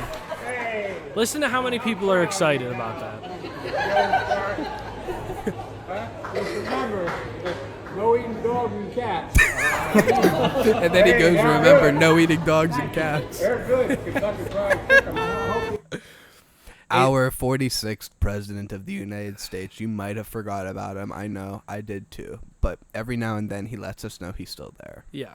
That's crazy. It is. And on top of that, we have a picture that you could just probably edit in of him walking up the stairs to the jet holding a red hat after he just put this I'm going to look it up. After he just put this MAGA hat on.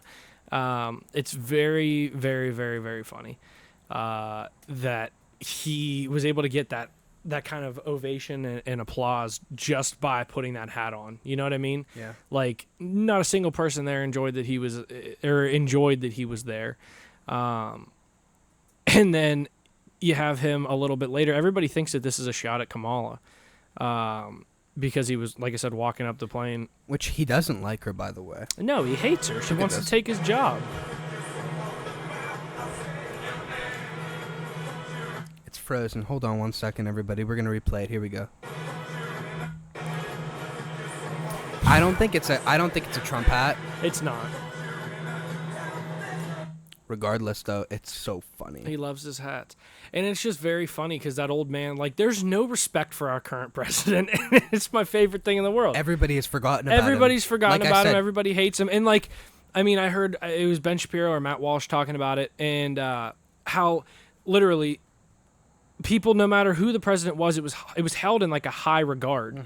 Mm-hmm. So you have a situation where Biden walks in, doesn't get any applause, doesn't get anything, and then he's literally picked on by this guy, and Biden plays along with it. Like, he showed, like he reminded me of, like, a grandfather. Like, oh, I'm an old guy, I don't remember my name, yeah, whatever. And it's like, how can you sit there? How can you sit there and anybody around you let you put on that hat? You know? Even the Secret Service guy, you could see he was, like, kind of... But he wasn't stopping him either. It was really weird. Yeah. I don't know, dude. I don't know if it was a message, because genuinely he's bad. I agree, man. He's bad. And so when he puts that hat on, you're like, what are you doing? What are you doing? Is it the Alzheimer's? Is it the dementia? Or are you trying to send a message? Well, speaking of sending a message, I mean, I would like to... Is it okay if we talk about this? We segue? Absolutely. Well, fellas, the #1 childless cat lady in the world, the most popular one, made a great endorsement for Kamala and we're Harris. Surprised. I think we're both genuinely surprised. I'm shocked. I thought she was going full MAGA. Yeah, I mean, she has been a Trump supporter, at least from what I can remember, since 2016, I think. Yeah, I think so. Her boyfriend as well. Yeah, Mr. Pfizer. Yeah, Mr. Pfizer. The Democrats, I guess, have offered more money or something. A lot of money. Or something to her. But this beautiful, beautiful. Definitely not overrated at all. No, and I'm looking for another adjective, but I couldn't find any. Then very just call white. her mean. I would say white, like with an H. Yeah, white. White. It was Taylor Swift, by the way. Yeah. Taylor Swift endorsed Kamala. Should we read it? No. Yeah. Oh, no, you don't want to read it? I mean, you can if you want. It's a lot. Okay, like many of you, I watched the debate tonight. If you haven't already, now's a great time to do your research on the issues and the stances these candidates take on topics that matter to you most. Blah, blah, blah. I'm a white, childless cat lady woman. Blah, blah, blah, blah, blah. With hope and love. Taylor Swift, childless cat lady. She loves it, bro. She's standing up for it. God bless her. I hate to break it to her, but there's a bunch of Haitian migrants that are eating cats. There are. But she doesn't care about that. No. And the nice thing is, too... She owns a plane. Well, that's the nice thing about it. I was just going to say, she is the #1 childless cat lady in the United States. Also, in the world. Yeah, sorry. In the world. But she's also the richest childless cat lady. She's a billionaire with a B. A billionaire. Billionaire with a B. And I'm sorry, but I say this with as much love as possible. I don't think I do. If you are sitting out there and you are an American citizen that is going to vote this election, if you are voting Kamala Harris, okay. But if you are voting Kamala Harris because Taylor Swift told you to vote for Kamala Harris, you are stupid. And another dumb. And so dumb. Thing, real quick, I would like to say what I've said to you in the text a couple days ago. Listen, the Democrats, they love abortion. The liberal white women love abortion. And to the liberal white women, I say, have as many abortions as you want, because I hope to God that you do not reproduce and continue these bad ideas. That's fine. Conservative men, they're fucking, right? They are fucking. And conservative men are finding conservative women. It was proven that conservative men are not dating conservative women anymore. Also, women are moving more to the left. Conservative men are moving more to the right. So those conservative men, they're going to want to have babies with somebody. They're not going to go with the liberal women. Okay. I'm just glad we both found a conservative partner. Listen, my partner doesn't know shit about politics, but she'll do what she's told. Exactly. She knows. No, I mean, not like that, but no. she knows who to. Wow. I hope she doesn't watch this one. Me neither, because I offended her last night, too. But it's just like, you can't have somebody that is brainwashed. The Democratic Party is part of a death cult. Yeah. I'm sorry. It's a death cult. The fact that you had abortions outside of the DNC, abortions, I believe 25 in 3 days. Abortions, you are part of a death cult. So good, abort your children. I hate to say it, but it's tragic, but abort your children. These ideas cannot and will not continue. It's your fault. So, I mean, keep aborting your kids, bro. That's fine. But anyway, Megyn Kelly, wow. Megyn Kelly had a response to Taylor Swift endorsing Kamala Harris. She's telling Tucker Carlson. That was kind of harsh, was it? I'm sorry, childless cat ladies. Anyway, no, it wasn't. Okay. It wasn't too harsh, because at the end of the day, like we've both just agreed upon. You're right. These women shouldn't reproduce. These women shouldn't reproduce. I'm doubling down. I'm standing on business. But the best part about it is, in a couple years, those kind of women are only going to be attracted to those kind of women that have had sex changes. They can't reproduce anyways. They'll be dead. I know. They'll just, I know. They take they all the jabs. They will, because they take the vaccines. I can't. And they do, and they take all their medications to make sure that their sex changes go according to plan. And they all have medical complications. Not all, but it's a very high statistic. And they will all just eventually be dead. And we might all be dead too, because the Haitians are coming. They're taking over. Well, also World War III might be on the And line. we're at war, bitches. Okay. We'll talk about it in a second. But anyway, Megyn Kelly. Holy shit. So Megyn Kelly had a response to Taylor Swift endorsing Kamala. Here we go. Screw you, Taylor Swift.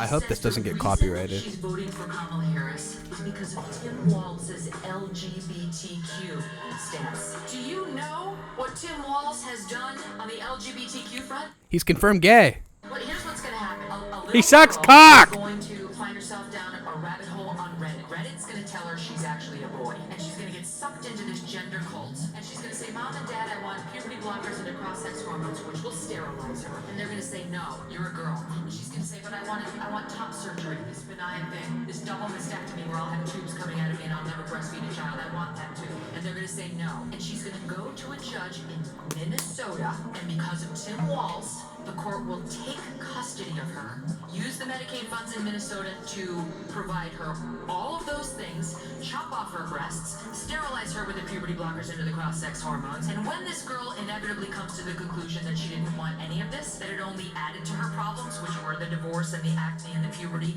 and not any trans issue, who is she going to go to then? This is all because of Tim Walz. That's what Minnesota is doing right now to little girls and boys, taking custody away from the parents so that they can have these procedures without any loving parent there to help. And that's what Taylor Swift just endorsed for your children. So screw you, Taylor Swift. It's the truth, though. And so, continuing on here, yeah, that's the truth. It is. And like my favorite thing to do is to scroll social media and see the people that reposted Taylor Swift endorsing Kamala Harris. I didn't, but they're all people that I don't care to follow anymore. Yeah, I mean, I had to unfollow a couple because it just it irritates you. And to my core, dude, I know. Dude. I know. She looked really good like right after she fucking endorsed him too. It sucks. Damn. It sucks. I Taylor know. Swift, what could have been if you just stayed to your conservative roots, because you know she's not a Democrat at heart. She was a fucking conservative. She was a country music singer. Yeah, she was a fucking conservative up until the point that she was probably in her 20s. Her parents are probably both conservative, but you give a lady enough money and she'll vote whoever the fuck she wants, or and say whatever she wants to say. It's disgusting. It's unfortunate. Taylor Swift, I don't listen to your music anyways. It's really just for fat white women. So yeah, Well, here's something else about Taylor Swift that nobody thought, right? Before the debates, people were talking about Taylor Swift's vote, her endorsement being huge, right? Being able to sway the election. And a lot of people, especially in right-wing media, were like playing that up. I don't know why. But now, this is from Leading Report. I think not to cut you off, but I think the reason why the right media was so deep into this was because the entire country just watched the debate, and then the entire country then watched someone who is arguably the biggest performer in the country endorse Kamala. So it was just kind of like the final blow on the night after you thought it was okay, because Trump did finish the debate with a pretty good closing statement. The one good thing he did. Right. So he finished with a pretty good closing statement, and then, the conservative media might be like, okay, whatever, but then you have Taylor Swift come out and steal. Honestly, her vote, what it's going to do is it's going to take those 18, those 19, those 20-year-olds, the 20, like that 18 to 24 that Kamala Harris famously called stupid, that make bad decisions. That's the vote that Taylor Swift's getting. So those 18 to 24-year-olds, congratulations if you vote Kamala Harris. I can't get over this. Yeah, I don't think that's true. I don't think those are right. That's AI. Does Taylor Swift have AI tits? I don't know. Well, we just said it. Yeah, we're looking at the heavies. Anyway, it looks like she's got the heavies, but it could be. I don't. Anyway. Yeah. So this is breaking news from Leading Report, and to go back to your point, I cut you off accidentally like 3 times, so you're good. No, right? Okay. But this is pretty big news, I would argue. Yeah. So this is saying Taylor Swift's endorsement of Kamala Harris may turn away more voters than it attracts, according to a new post-debate poll from YouGov. 8% of voters said Swift's endorsement is either somewhat or much more likely to convince them to cast their ballot for Harris. But a whopping 20% said they are somewhat or much less likely to vote for Harris now that Swift has spoken, because a lot of people don't like Taylor Swift. Yeah. Now, what I would say, the people that were going to already vote this way, that are fans of Taylor Swift, this wouldn't have impacted their decision at all. No, it wouldn't have. But honestly, to see that, it's shying away, it does make me realize that there are people out there that, have their eyes open, and they do realize, like, I don't think anybody was shocked by this. I don't think anybody, without her endorsement, I don't think anybody was thinking that she was voting for Donald Trump. She comes off as a very liberal person. She does. I mean, I don't think anybody was surprised, but for her to wait until after the debate and have that very big, long message about why she's choosing Kamala Harris. And then she's choosing because, like, she put why she's choosing, and it's the LGBTQ. But the thing is Trump doesn't give a fuck. No, not doesn't at all. give a fuck if you're gay, if you're bi, if you're pan. And he's proved this. He doesn't give a flying fuck what you do when you're at home. And I think he speaks for the rest of the country, other than a very small percentage. I don't care if you kiss other dudes, if you kiss other girls. I don't care if you take it up the ass. I don't care if you suck dick. It doesn't matter to me. Don't suck mine. Don't eat mine. But at the end of the day, like, it's just the only thing that we care about is if you can't get a tattoo that permanently changes your body until you're 18 or without a parent's signature, why can you let them take these puberty blockers and change their gender? You can't get a tattoo, something that's in your skin permanently that people think is a very big deal because it's in your skin permanently. Right. You know what's even more permanent than a tattoo, Luke? Me cutting my fucking balls off. There you go. Like that, what? I don't know. What? This was never an issue 7 years ago. I say it arose after 2020, after COVID. And you want to know why you can't drink alcohol until you're 21, Luke? Because that's when your brain is somewhat developed enough to withstand alcohol. So if your brain's not even developed at 21, that's not peak brain development. I know. Why can you get a sex change at 13 years old, 14 years old? Why can these, in Canada, don't quote me on this, but in Canada, 10, 11, like these young people, okay? These tattoo laws, the law about drinking, like these are actual government laws. So why do you fucking morons think that it's okay to change your son or daughter if you're a psychopath, number one, or if you're a government official that wants to take that right away from the parents, fuck you. Fuck you the hardest. You are disgusting. You deserve to go to prison, or you deserve to be looked at as a pedophile It's a cult. if you care that much. It is a cult, 100%. That is the only explanation.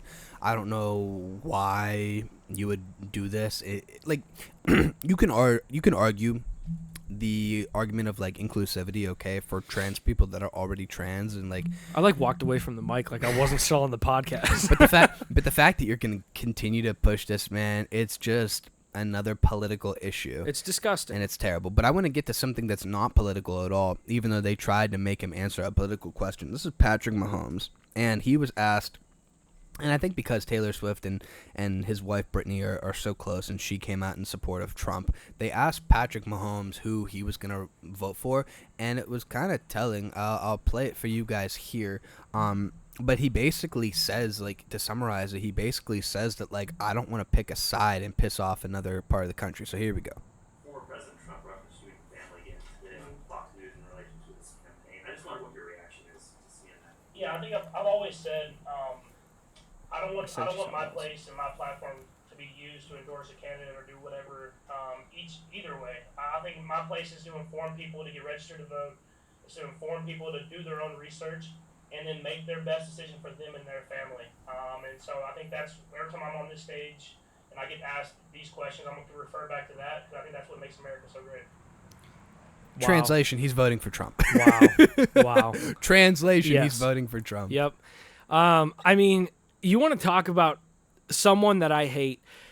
As an NFL fan, as a Browns fan, I can't stand Patrick Mahomes, but wow, buddy, you just won me over. I mean, that was very well put, number one. That's how any celebrity, anybody in the limelight should 1,000% handle themselves when asked that question. These billionaires, these people with these big platforms, they make a lot of money. They make, well, not only a lot of money, but they make it so that whatever they're saying can be heard and read by how many people, okay? How many people are you being influenced by? You see these people on the big screen playing sports, doing whatever. Like, these are people that you follow. Sometimes you idolize. Like, for them to give their political opinions, I just feel like there's no time or place for it. It does not add to what you do. It does not add to your football game. It does not add to Taylor Swift's singing career. Like, if you're in the public for playing a sport, being a comedian. I mean, comedian and politics go, you know, hand in hand, and whatever you're going to do, they're not full-blown endorsements, but you have, you know, or entertainers as a whole. Keep your opinions to yourself.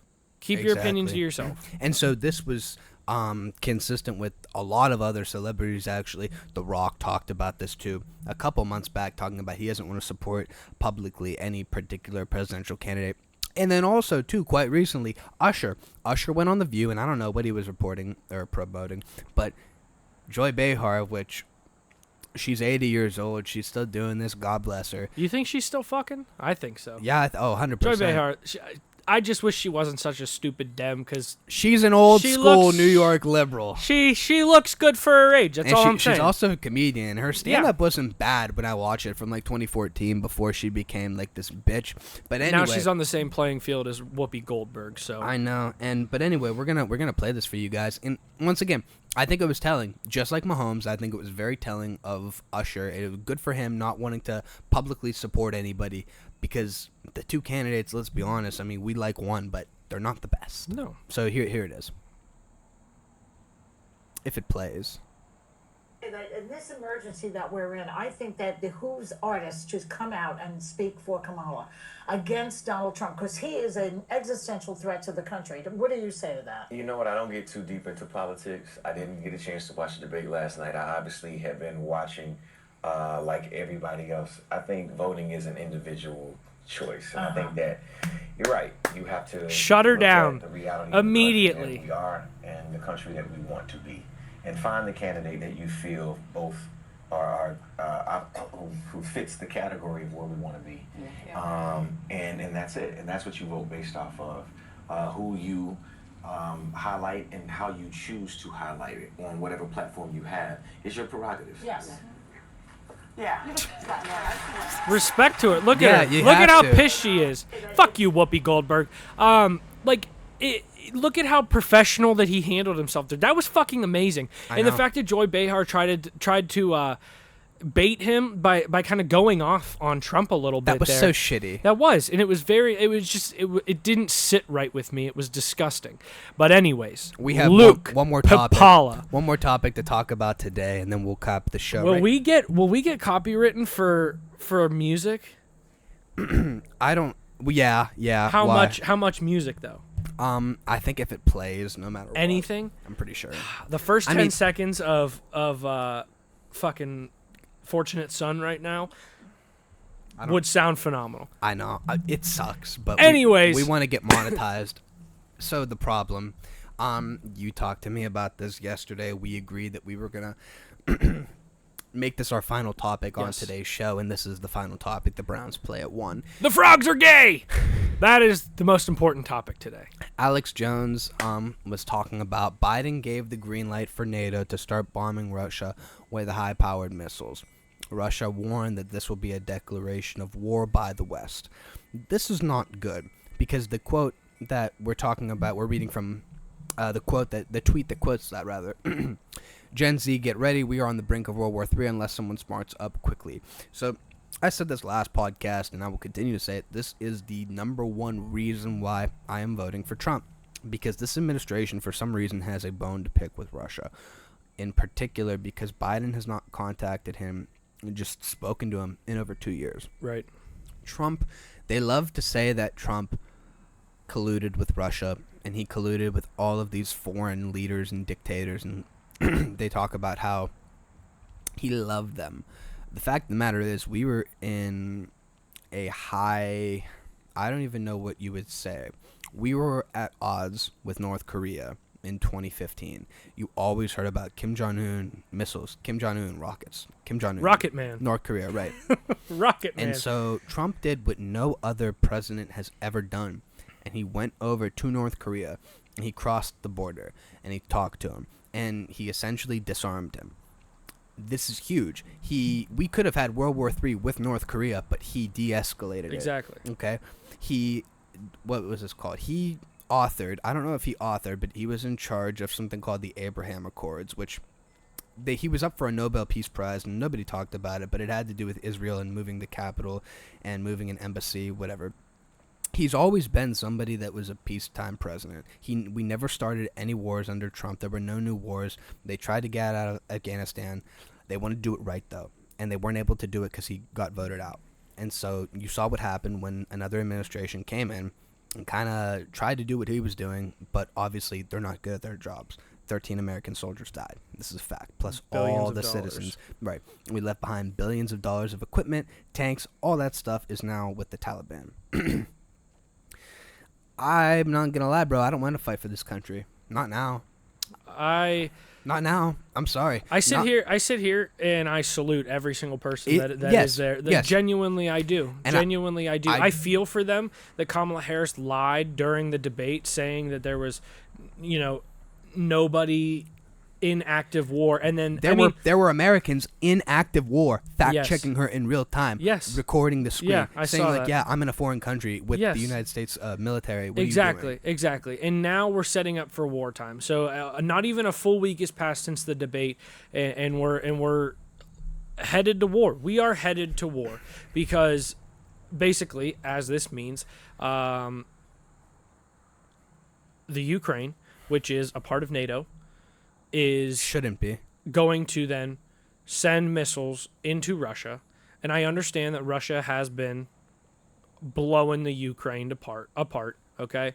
But the Ukraine is now going to defend itself, and now Russia is calling that an act of war on NATO, everybody in NATO. Understand that includes us. We don't know much about the topic. We're just reading from this, but I could tell you the fact of the matter is, like, when it came to Vietnam and the draft, there were a lot of people that were draft dodgers, including Trump, ironically.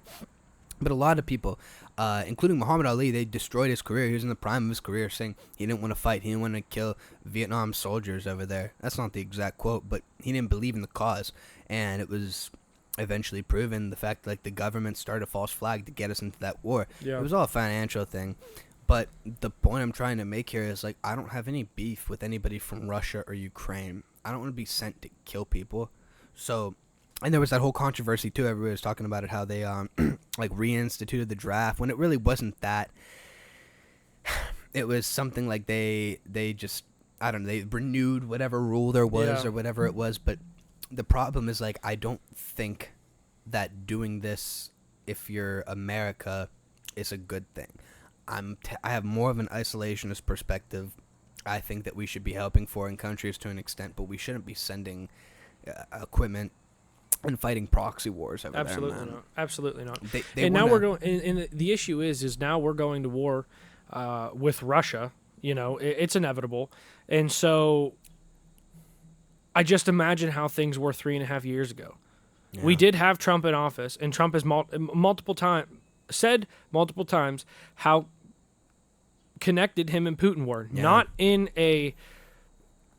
in a bad way. It was a strictly professional way that he was not going to blow anything up. I saw something this morning that was, we were in limbo with Russia for 8 years before Trump got in, and then Putin had Trump at a standstill. He didn't do anything, and then now we let Kamala Harris and Joe Biden in office, and we're coming up to election time, and now things look very shaky, which is funny because Putin did endorse Kamala Harris. Yeah. Sarcastically, mind you, but still he did. Right. So we're sitting here at a time of war, and it's not being talked about, Luke. I know. It's not being talked about by the mass media because the election stuff is still going on.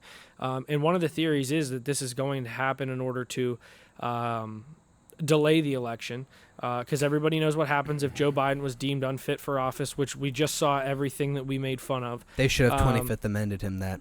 And so, I mean, honestly, in the near future, genuinely, not even in a conspiracy theory way, I could see Joe Biden being taken out of office or dropping out of office. Kamala Harris then obviously fills the role of president.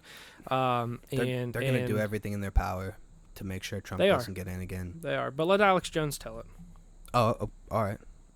Because I think he was going to say it's 27 minutes long. Yeah, so I don't know if we want to play that. But I think he says something right in the beginning. Let's see here. Information.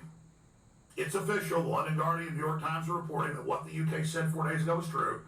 Biden has quietly given authorization to use heavy missiles built and then launched and directed by Western forces deep into Russia, targeting their military targets. This is officially an act of war under international law. Putin has said it is, and has said he will probably use nuclear weapons in response. They can launch missiles today, tomorrow, and next week. I hope cooler minds prevail and this is reversed, but there needs to be a bigger debate about this. People need to get past their normalcy bias and realize that this is a very serious issue, and almost all analysts agree it's a probability of escalation in nuclear war if this continues. He said it better than we did. Yeah, he did. Well, he knows much more. He does. Luke, the slate is empty. We did very good today, Shide. This was probably our best episode. Right now, what are we looking at here? Probably 2 hours. Hour 46 and counting. Yeah. I hope the camera battery didn't die. We're good on that. I ran out of memory to pull up after Patrick Mahomes talking, which is fine. We got majority of the stuff, so we're good. Beautiful. This has been a pleasure. A little bit of a change. A little change. A little change. It's not all far right media over here. We're not far right. Although I hate ending with such a sad thing to talk about. Okay, let's do a little let's do a prediction. Real quick. Let's do a prediction. What do we think is going to happen with the Browns on Sunday? Today? Less than 2 hours. I think the Browns are going to have I think they're going to have a somewhat decent day. Somewhat decent. I could definitely see them losing by 3, 100%. Yeah. I could definitely see them losing by 21. I mean, it all just depends. Our defense, I'm going to make it quick. That's why I'm talking so fast. That's fine. Our defense looked really bad week 1. Granted, it was against the Dallas Cowboys, but, I mean, Miles needs to be in it more. These teams are going to learn, obviously they double team Miles or he gets held, whatever's happening. But I think the most important thing is our defense gets stops. The Jags put up, I think, 30 points, if not high 20s. Who'd they play? Last week. Fuck. Texans? Fuck. I think it was the Texans. Jags week 1. I think it was the Texans. It's not going to load. We're going to say it was the Texans and then go from there. Yeah. So, anyways, the issue is The issue is defense needs stops, obviously. Offense just needs to click more. We don't have Nick Chubb. I'm not sure if our line is 100% healthy. I don't know what. Both of our tackles just are they still out? Not to play. Okay. Conklin Yeah, and that's Wills. right. I Okay. don't know what's happening. Yeah, so we're left with the same line that we had last week. Those guys just really need a block for him. Deshaun needs time in the pocket. I know we want to shit on him and all that stuff, but he was pressured something like 30-something out of 40 pass attempts. So he was pressured, had like less than 2 seconds in the pocket. He needs a little bit more time. Run game, Jerome Ford, you need to follow your keys. Yeah, dude. you need to not blow your holes right away. Yes. Because what he's doing is he knows where he's going before the play even starts. Yeah. So that's why he's getting stopped. And then our wide receivers just need to get open and create more opportunities for Deshaun. Yeah, that's it. All right, fellas. Another episode of the Luke Pipala Show down. Real quick, I just want to confirm we are not racist. We are not racist. We both have black friends. Everything is okay. Have a good one and go Browns. Woo! We'll see ya.